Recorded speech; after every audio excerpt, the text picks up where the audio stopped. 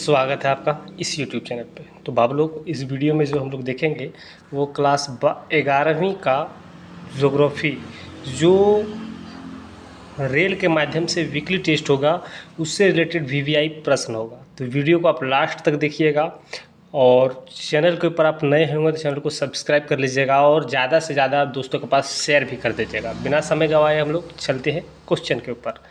तो क्वेश्चन जैसे कि आप देख पा रहे होंगे दिया हुआ है यहाँ पे, क्वेश्चन दिया हुआ है, ठीक है। थोड़ा कम जूम कर लेते हैं, हाँ अब ठीक है।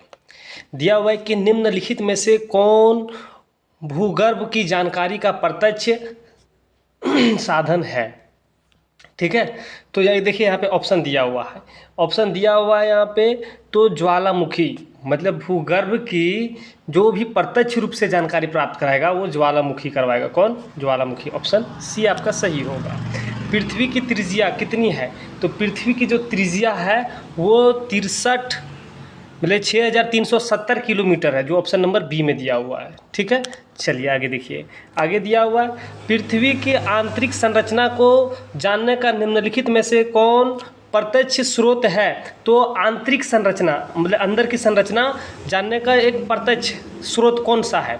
तो प्रत्यक्ष स्रोत जो है इनमें से सब होगा। जब खनन करेंगे तो भी उसके अंदर के बारे में जानेंगे, ज्वालामुखी फूटेगा या निकलेगा वहाँ से भी हम लोग जानेंगे, प्रवर्धन होगा उससे भी हम लोग जानेंगे, इनमें से सभी होगा। ऑप्शन डी आपका सही होगा, ठीक है।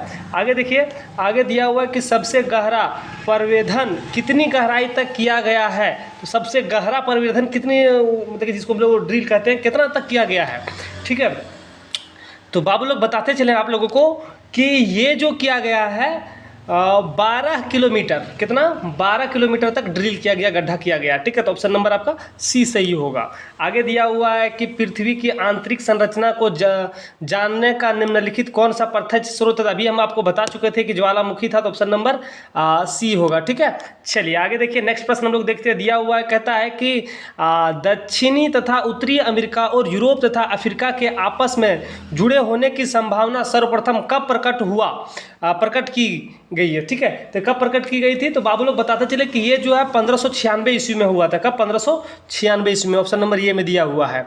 आगे देखिए, आगे दिया हुआ है, कहता है कि कार्बोनिफेरस युग में समस्त स्थल भाग एक रूप से जुड़े हुए थे। इसे किससे जाना जाता है, ठीक है। तो किससे जाना जाता है मतलब कि जो कार्बनिक फेरस के समय युग जो था उस समय पूरे स्थल जुड़ा हुआ था। अभी जैसे कि खंड खंड आप देख रहे होंगे, बीच में समुद्र है, फिर स्थल है, समुद्र स्थल है, इस तरह का है ना। तो खंड खंड अभी आप देख रहे हो, खंड खंड नहीं था, ठीक है। तो उस समय किससे जाना जाता था, इसे किससे जाना जाता था? तो बाबू लोग बताते चले कि ये जो है आप लोगों को पेंजिया से जाना जाता था। किससे? पेंजिया से। पेंजिया के चारों ओर फैला महासागर किस नाम से जाना जाते थे? तो पेंजिया से चारों ओर फैला महासागर जो नाम से जाना जाता था वो था पैंथालसा, ठीक है। पैंथालसा, ठीक, जो ऑप्शन नंबर ये में दिया हुआ। आगे देखिए, पेंजिया कब दो भागों में टूटकर अलग हुआ था? तो पेंजिया कब दो भागों में टूटकर अलग हुआ था? तो ये जो अलग हुआ था वो 20 करोड़ वर्ष पूर्व, मतलब कि आज से 20 करोड़ वर्ष पहले जो पेंजिया अलग हुआ था, ठीक है, दो भागों में टूटा हुआ था। तो आपका ऑप्शन नंबर सी सही होगा। आगे देखिए, पेंजिया का विभाजन दो बड़े महाद्वीपों पिंडों के रूप में हुआ। इनमें से उत्तरी भूखंड किस नाम से जाना जाता था? उत्तरी भूखंड। तो उत्तरी भूखंड जो किस नाम से जाना जाता था? उत्तरी भूखंड जो जाना जाता था लारेशिया से। क्या? लारेशिया, जो एशिया है लारेशिया से, ठीक है। ऑप्शन नंबर अभी डी आपका सही होगा, ठीक है। चलिए आगे देखिए, आगे देखते हैं। आगे दिया हुआ कहता है कि सेलों का टूटकर अपने स्थल पर पड़े रहना क्या कहलाता है? तो सेलों का टूटकर अपने जगह पर पड़े रहना क्या कहलाएगा? तो ये कहलाएगा बाबू लोग, जैसे कि ऑप्शन में आप देख पा रहे हैं, तो अपच्छ कहलाएगा। क्या कहलाएगा? अपच्छ, जो ऑप्शन नंबर डी में दिया हुआ। आगे देखिए, आगे दिया हुआ कहता है कि तल संतुलन बल के अंतर्गत किसे सम्मिलित किया जा सकता है? तो तल सम्मिलित बल के अंतर्गत किसे सम्मिलित किया जा सकता है? तो ऑप्शन जैसे कि आप देख पा रहे हो दिया हुआ है यहाँ पे, तो अंतर्जनित बल और बाहरी जनित बल। क्या होगा? बाहरी जनित बल होगा, ठीक है। यहाँ पे तल संतुलित बल से के अंतर्गत सम्मिलित किए जाने में कौन, बाहरी जनित बल जो है वही कंट्रोल करेगा। ठीक है, आगे देखिए, आगे दिया हुआ है मृदा निर्माण। मृदा निर्माण के लिए सबसे महत्वपूर्ण कारक कौन है, तो मृदा निर्माण के सबसे महत्वपूर्ण कारक जो होगा वो होगा जनक सेल। कौन, जनक सेल है। ठीक है, आगे देखिए, आगे जैसे कि आप देख पा रहे होंगे दिया हुआ है कि रासायनिक, थोड़ा सा है ना, थोड़ा जूम, हाँ ठीक, रासायनिक अपक्ष में निम्नलिखित में किसे सम्मिलित किया जा सकता है, तो किसे सम्मिलित किया जा सकता है, तो ये जो सम्मिलित किया जाएगा ऑक्सीकरण को। किसको, ऑक्सीकरण को।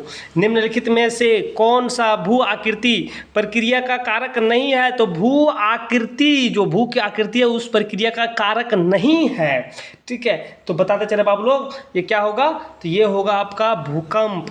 क्या है, भूकंप। ठीक है, चलो आगे देखिए, आगे देख पा रहे हैं दिया हुआ है कि स्थल रूप विकास की किस अवस्था में अधोमुख कटाव प्रमुख होता है, तो देखिए स्थल रूप विकास की किस अवस्था में अधोमुख कटाव प्रमुख होता है, तो अधोमुख कटाव जो प्रमुख होगा, बाबू लोग बताते चले कि तरुणा व्यवस्था जो है उसमें होगा, जो ऑप्शन नंबर ये में दिया हुआ है। ठीक है, चलिए देखिए आगे, एक गहरी खाटी, या मतलब माफ कीजिएगा, एक गहरी घाटी है। ठीक है, एक गहरी घाटी जिसकी विशेषता सीढ़ी नुमा खड़े ढाल होते हैं, किस नाम से जाना जाता है, तो किस नाम से जाना जाता है, तो एक गहरी घाटी है जिसकी विशेषता सीढ़ी नुमा खड़े है, ढाल की तरह, जैसे सीढ़ी खड़ा ढाल होता है ना उस तरह से, तो इसे किस नाम से जाना जाता है, तो इसको जो नाम से जानते हैं हम लोग वो केनिया से। क्या है, कैनियन, जो ऑप्शन नंबर डी में दिया हुआ कैनियन। ठीक है, चलिए बाबू लोग आगे देखो, निम्नलिखित में से किन प्रदेशों में रासायनिक अपक्ष प्रक्रिया आंतरिक अपक्ष प्रक्रिया की अपेक्षा अधिक शक्तिशाली होता है, तो अधिक शक्तिशाली जो है बताते चले कि ये जो होगा आपका चूना पत्थर प्रदेश।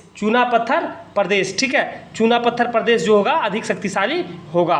ठीक है, चलिए आगे देखिए, कहता है कि निम्नलिखित में से कौन सा वक्तव्य लेपिस शब्द को परिभाषित करता है, तो लेपिस शब्द को परिभाषित करने वाला जो है वो देखिए वो कौन सा है, छोटे से माध्यम आकार के उथले गर्त, ऐसे स्थल रूप जिनके ऊपरी मुख वृत्ताकार न व नीचे से कीप के आकार के होते हैं, ऐसे स्थल रूप जो धरातल से जल के टपकने से बनते हैं, और अनियमित धरातल जिनके तीखे अनियमित धरातल जिनके तीखे कटक व खांच होते हैं। तो बताते चलें कि इसका सही आंसर आपका ऑप्शन नंबर डी होगा, अनियमित धरातल जिनके तीखे कटक व खांच होते हैं, ऑप्शन डी आपका सही होगा। ठीक है, चलिए और यहाँ पे हम लोग देख रहे हैं कि गहरे लंबे व विस्तृत गर्त या बेसिन शीर्ष दीवार खड़े ढाल वाले व किनारे खड़े व अवतल होते हैं, उन्हें क्या कहते हैं, तो बाबू लोग इसको बताते हैं कि सर्क कहते हैं। क्या कहते हैं, सर्क। तो हम लोग इसमें जो भी प्रश्न देखे हैं आपके वीकली टेस्ट में शामिल हो, ये सा उम्मीद करते हैं, और अगर वीकली टेस्ट में नहीं आता है तो फाइनल टेस्ट में अवश्य आएगा। ठीक है, तो फाइनल परीक्षा जो होगी उसमें आपसे ये ऐसा ही प्रश्न आप लोगों के बीच में पूछा जाएगा। तो चलिए साथियों, वीडियो को हम लोग यहीं पे समाप्त करेंगे, लेकिन उससे पहले आप चैनल के पर आप नए हैं तो चैनल को सब्सक्राइब कीजिए, वीडियो को लाइक कीजिए और दोस्तों के पास फॉरवर्ड कीजिए। फिर मिलेंगे नए पार्ट लेकर, तब तक आपसे अलविदा लेते हैं। जय हिंद।